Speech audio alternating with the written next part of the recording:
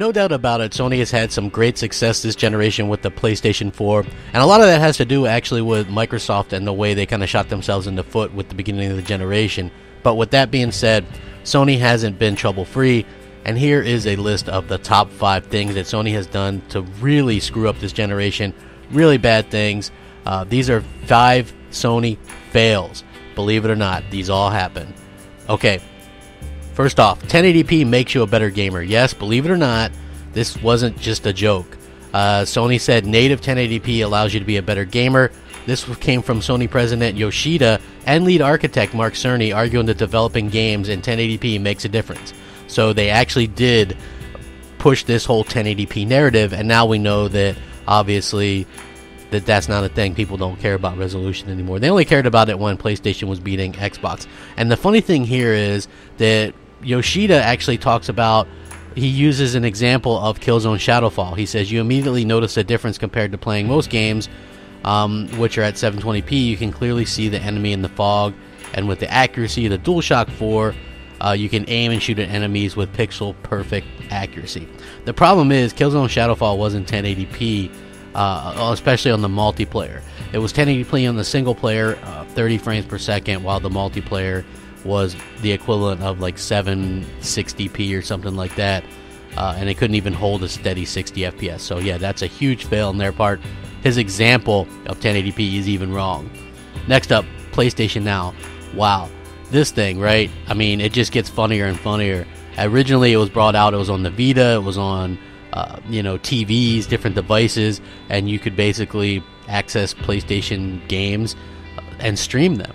And this was originally their idea to combat the lack of backward compatibility, because they didn't have enough forethought to think about the cell processor and things like that. So now they've removed it on everything but PS4 and PC, and they're even offering their PlayStation 4 games on the service, and still nobody wants it. It's gotten so bad that they actually force this advertisement, and it replaces one of your games on your dashboard until you remove it.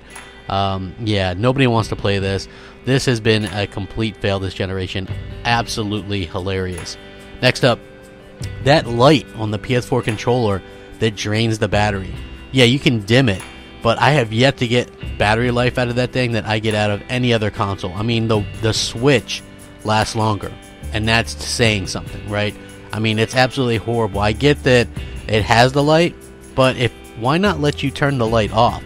That seems like an overthought. Like, to me, it's like this pointless thing. You can cover it up, so why not give people the option to turn it off? It really does drain the battery like 3-4 hours tops, and you have to recharge that thing. Absolutely ridiculous. Huge fail on their part.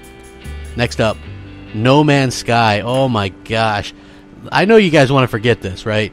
You guys want to forget about No Man's Sky, but I can't let you forget about No Man's Sky, because you all hyped it up to no end. The media hyped it up. Gamers hyped it up. The media sites hyped it up.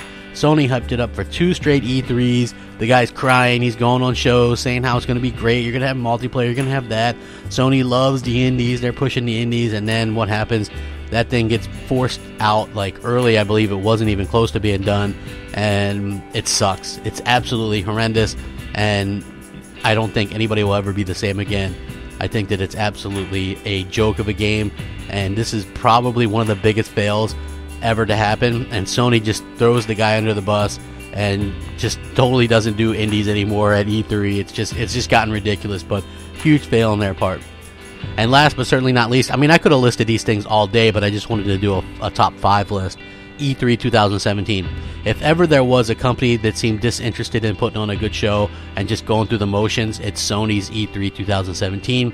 Less than an hour long, literally showing off the games we all already knew about, with the exception of Shadow of the Colossus remake or whatever. So other than that, they showed 6 VR games, and I'm a VR fan, but that stuff doesn't play well on stage at E3.